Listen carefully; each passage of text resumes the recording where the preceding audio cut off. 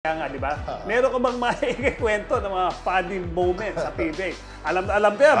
Baka ako sabihan mo dyan. Nung rookie ako, wag yun, ha? Hindi, ito Nung rookie si Jerry, Naku, binigyan namin ng initiation niya ni Abe. Nag-uusap kaming tatlo. Kaya kwentuhan. Ito, hindi ko sasabihin ng isa sa coaching staff yan.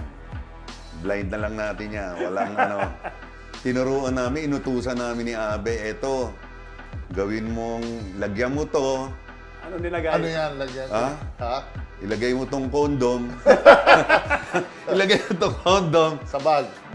Hindi, sa shorts. Diyos me. Sa bulsa. Shorts. 2 weeks bago nalaman ng asawa. Talagang 2 weeks bago nalaman. Ngayon, may kumausap sa akin, Coach. Onchi, aminin mo na. Coach Jimmy, si Coach Jimmy, Mariano. Pero tawag ka. Eto yan, kinausap ako. Pinaamin nga ako.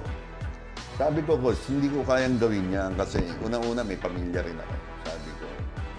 Di umiwas na ako, nakaiwas na ako. Sabi ko, kinausap na rin ako ng isang coach na, Onchi, aminin mo na lang kasi maghiwalay kami. Sabi ko, Coach, kung ako sampalin na asawa mo, hindi na maata maganda yan. Ayun, nangyari, talagang nawala kami sa PBA, hindi lumutang yun. Kasi nabibisit nga kami dahil sa ensayong hirap magpa-ensayo. Talaga nakakabisit. Si Jerry, ang pangalawang tinanong, si Jerry Splana. Di ba, Jerry? Tinanong din ako doon eh. Si Abby, hindi matanong ni Coach yun eh.